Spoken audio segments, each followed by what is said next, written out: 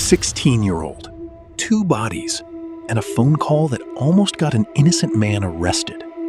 Florida, a quiet neighborhood. 911 gets a call from a teenage girl, panicked, crying. She says a black man broke into her home and killed her mother and her mother's boyfriend. Police rush to the scene. 2 people dead.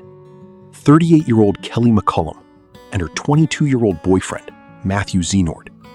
It looked like a home invasion, but something wasn't right. Detectives start piecing it together. Shell casings, wrong position. A bloody knife, wrong story. The timeline didn't add up. The girl's name was Julia, 16 years old. And the more she talked, the more her story fell apart. Investigators noticed the scene looked staged, like someone had tried to make it look like something it wasn't. They started looking closer, not at a stranger, at Julia. Julia wasn't just a witness. Detectives believed she was the one who did it.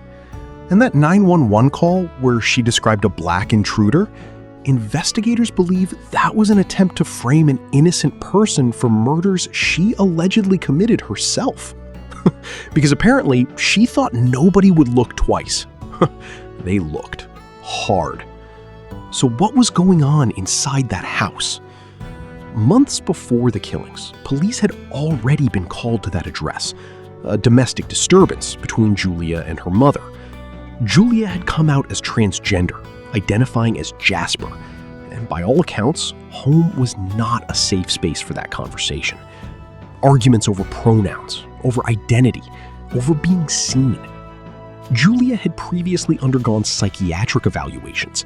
There were red flags, there were warning signs, and nobody connected the dots in time. This case raises serious questions, and none of them are easy. What happens when a teenager feels completely alone at home? What happens when family conflict has nowhere to go? This isn't about excusing what allegedly happened. 2 people lost their lives, but it is about understanding before we get to a moment like this. Mental health, family communication, early intervention. These things matter. They really do. The case of Julia Egler is still one of the most disturbing and talked about stories in recent true crime history. If this hit different for you, drop a comment below. And if you or someone you know is struggling at home, you don't have to deal with it alone. Links in the description. Subscribe. We cover the stories that actually matter.